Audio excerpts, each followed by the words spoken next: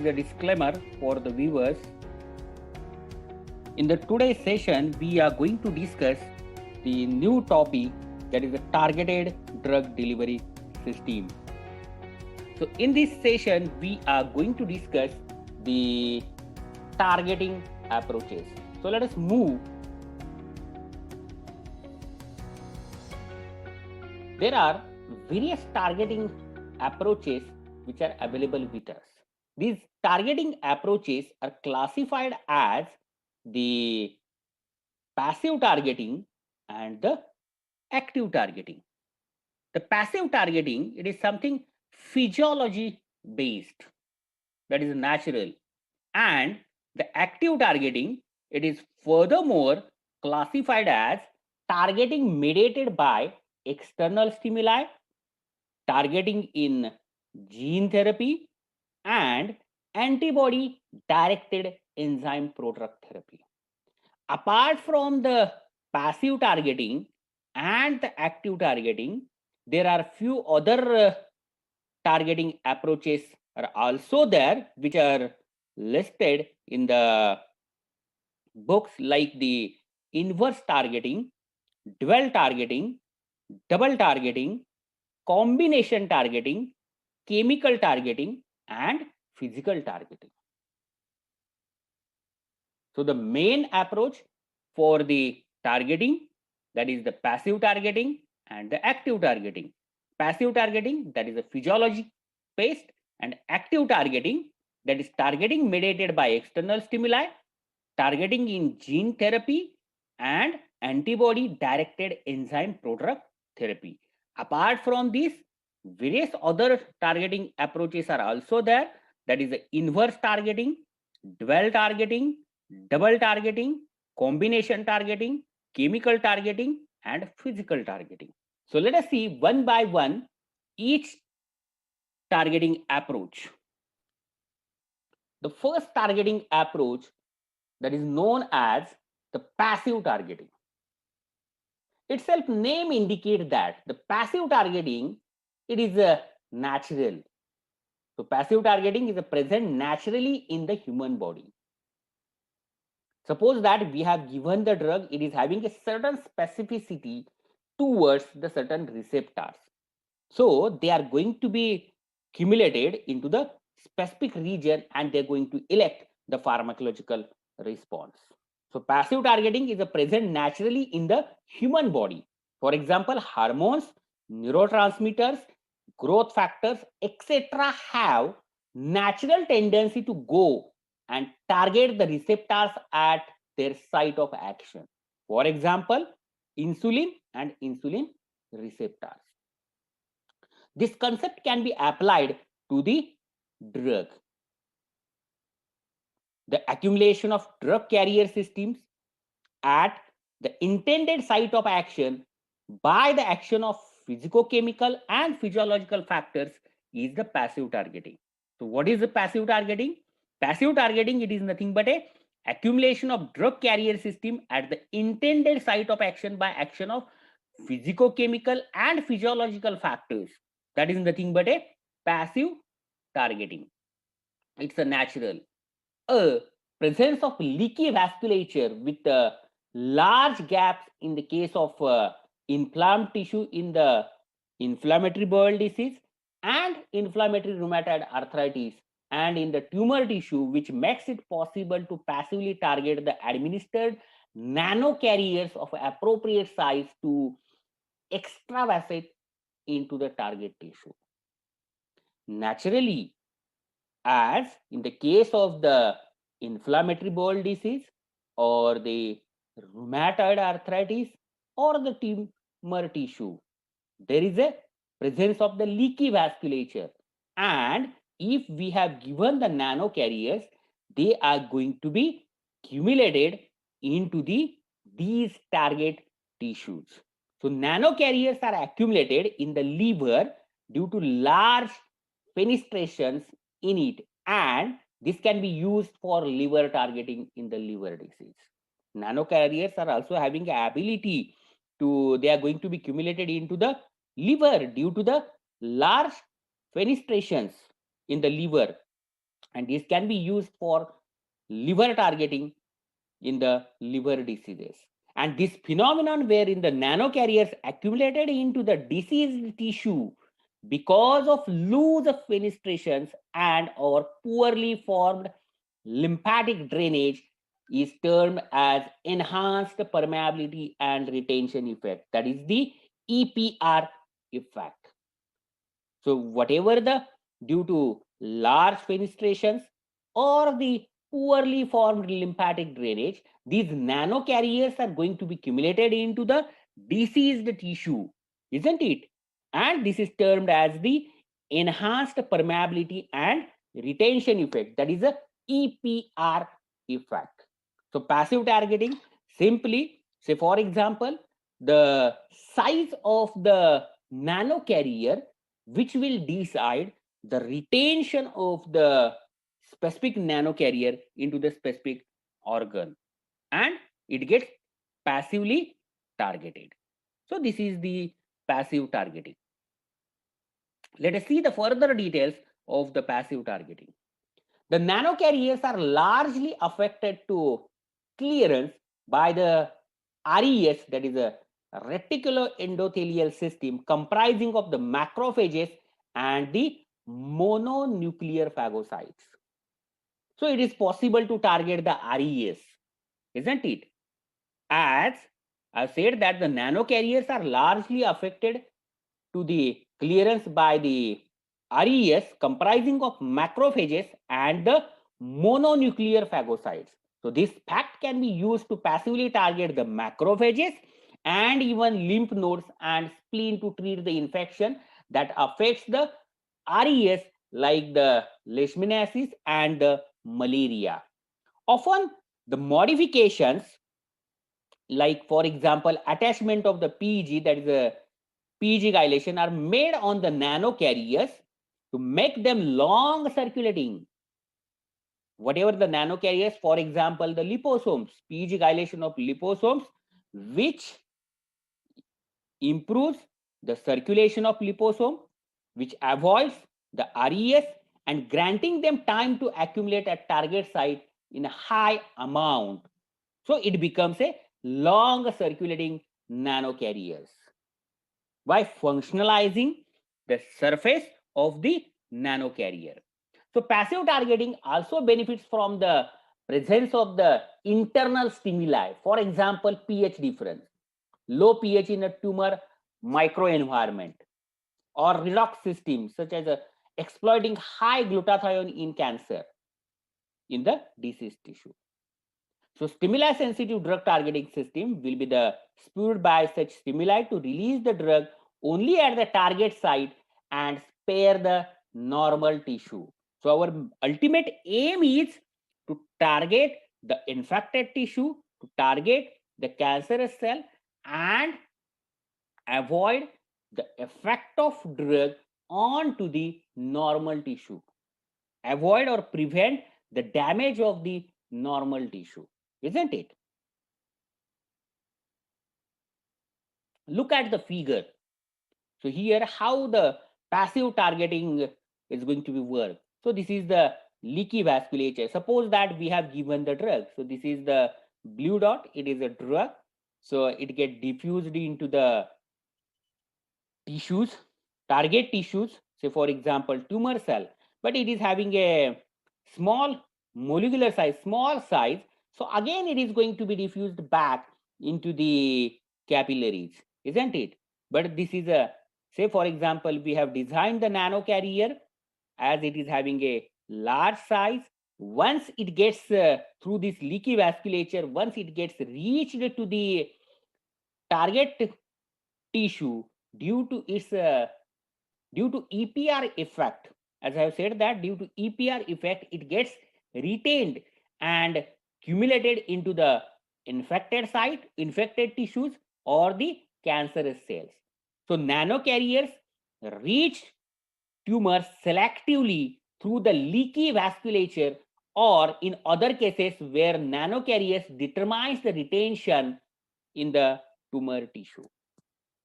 Drug in the absence of nanocarriers diffuse freely in and out of tumor blood vessels due to their small size, and therefore their effective concentration in the tumor decreased rapidly.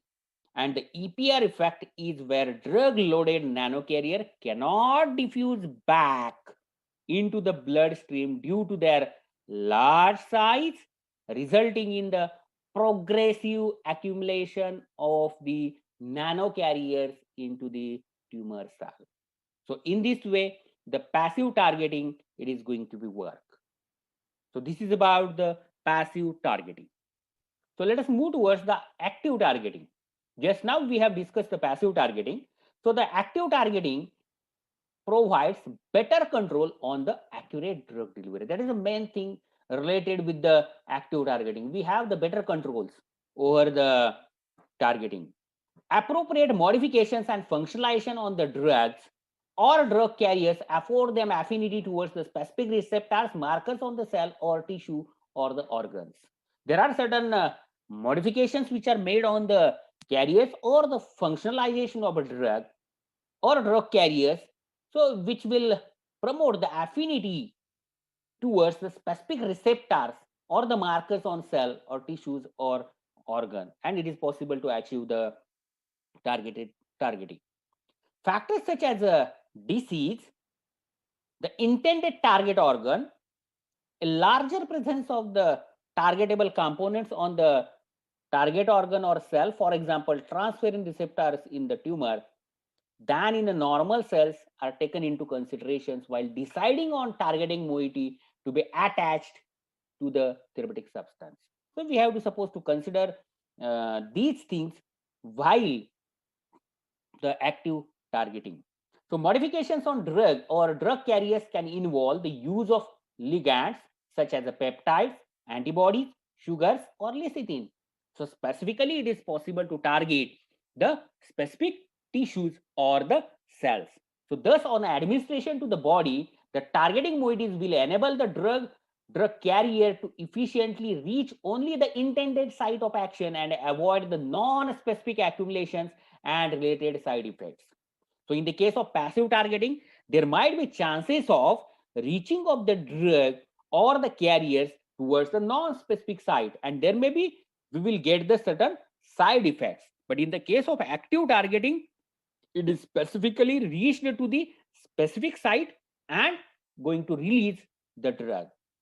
Certain technologies which are used for the active targeting are the targeting mediated by external stimuli, then antibody directed enzyme product therapy, and targeting in gene therapy. So these are the three technologies which are widely used for the active targeting. Before discussing the targeting technology, let us see the diagrammatically how the active targeting is going to be work. So in the active targeting, look at the figure. The ligand grafted at the surface of the nanocarriers binds to the receptors expressed by the cancerous cells or to angiogenic endothelial cells. So here, this is the targeted nanocarrier, isn't it? So these are the receptors which are specific towards this ligand, isn't it? And it is going to be through this leaky vasculature, it is going to be reached to the tumor cell and specifically bound to the these receptors and going to be accumulated into the tumor cell only. So in active targeting, ligand grafted at the surface of nanocarriers bind to the receptors expressed by the cancerous cells or angiogenic endothelial cells. So here it's angiogenic endothelial cells. Let us see the technologies.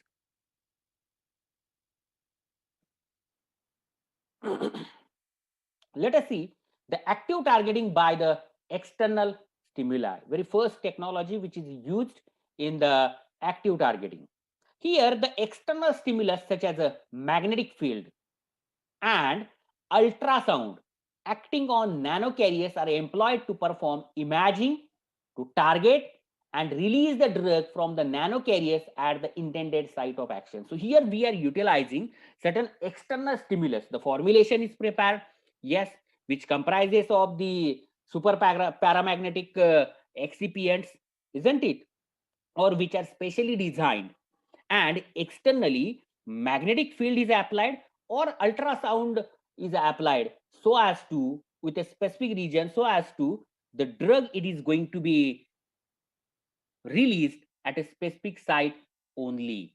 The benefits of using this mode of active targeting are real time targeting, targeting deep seated tissues, and simultaneous imaging and the therapy. So these are the main benefits of the active targeting by the external stimuli. The approach can also combine different external stimuli, for example, ultrasound and magnetic field, for enhanced targeting and the efficiency. So let us see the magnetic nanoparticles. The magnetic nanoparticles are of metallic or bimetallic or super paramagnetic iron oxide nanoparticles, that is a spion. So here we are utilizing the magnetic field to target the specific tissue by preparing the magnetic nanoparticles. So the spions are widely used for biomedical applications because of non-toxic nature, ability to be functionalized with the different targeting coatings, and can encapsulate drug in a reasonable quantity. The magnetic nanoparticles have found several uses in the thrombolytic therapy, intravascular imaging, cardiovascular diseases, tumor imaging, and treatment, as well as delivery across the blood-brain barrier.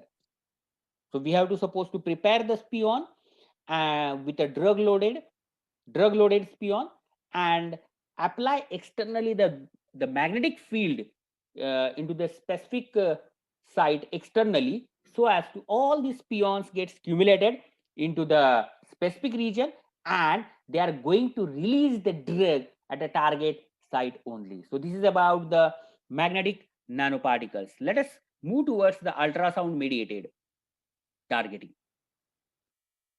So in the case of ultrasound mediated targeting, can lead to disruption of the drug loaded carriers, that is a microbubbles or micelles, causing drug release. Look at the figure. So here it is a focused ultrasound, isn't it, which is applied. So here this is a drug loaded nano carriers, and by application of the ultrasound, it increases the permeability of the drug loaded nano carriers into the tissues. So ultrasound focusing can cause reversible disruptions in the intravascular endothelial layers, creating pores for the drug to enter the extracellular space of the target tissue. In targeted hyperthermia, when ultrasound is combined with the temperature sensitive nanocarriers, the hyperthermia will kill tumor periphery cells and open the way for simultaneously administered drug to enter the core of tumor tissue for enhanced killing. So in the case of targeted hyperthermia, when ultrasound is combined with the temperature sensitive nanocarriers, the hyperthermia will kill tumor periphery cells and open the way for simultaneously administered drug to enter the core of tumor tissue for enhanced killing. So ultrasound therapy find applications in the tumor imaging, tumor treatment, thrombosis, and the cardiovascular diseases. So this is about the ultrasound mediated targeting. Let us see the active targeting by the antibody directed enzyme prodrug therapy. So this approach is a two-step approach. Very first step, that is an activating enzyme is specifically delivered to the intended site of action with a targeting antibody. For example, tumor specific antibody or anti-tag 72. So the first step, that is an activating enzyme, is specifically delivered to the intended site of action with a targeting antibody, and second is a subsequent administration of substrate prodrug. So automatically this activating enzyme, it is going to activate the substrate prodrug at a specific site. The advantage with such system is a single enzyme at a target site can activate multiple prodrugs and increase the load at the target site. A modification of this approach is the gene-directed enzyme prodrug therapy. Here, instead of antibody-targeted enzymes, a gene is targeted to the intended site where it transcribes and translates to produce enzyme intracellularly, which acts on subsequently administered products. So this is about the active targeting by antibody directed enzyme prodrug therapy. So simply here the activating enzyme, it is more specifically delivered to the intended site, and thereafter the substrate prodrug is given, which is being activated by the activating enzyme. Let us see the active targeting in a gene therapy. Here, as you know that the viruses have a unique ability to transfer their genes into the cells. This function can be utilized to deliver the genes. The bottom line through is that the viral vectors have to be modified to be devoid of virulent pathogenesis and replicative genes. The commonly used viral vectors includes adenovirus, baculovirus, herpes simplex virus, type 1, that is HSV1, etc. So here we are utilizing the viruses for targeting in the gene therapy. Whatever the virus is there, it is a non-virulent.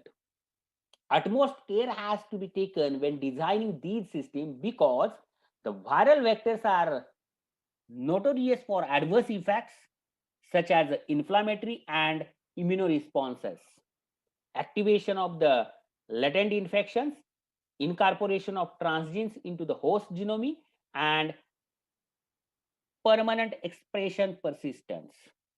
There are certain non-viral methods are also there in the gene targeting. That is, non-viral methods to target the gene transfer are the not proficient with the transfection efficiency, but they are generally safer than the viral vectors, like polymeric micelles, liposomes, and other nanocarriers are used to deliver certain nucleic acids. So this is about the active targeting in a gene therapy. Generally, here we are using the viruses, as viruses are known for the transfer of genes into the cell, and same concept has been utilized for targeting in the gene therapy.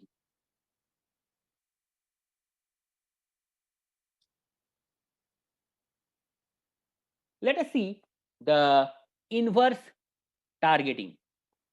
So inverse targeting, this approach leads to, as already we have discussed in the passive targeting, this approach leads to saturation of RES and the suppression of defense mechanism. That's why it is said to be the inverse targeting.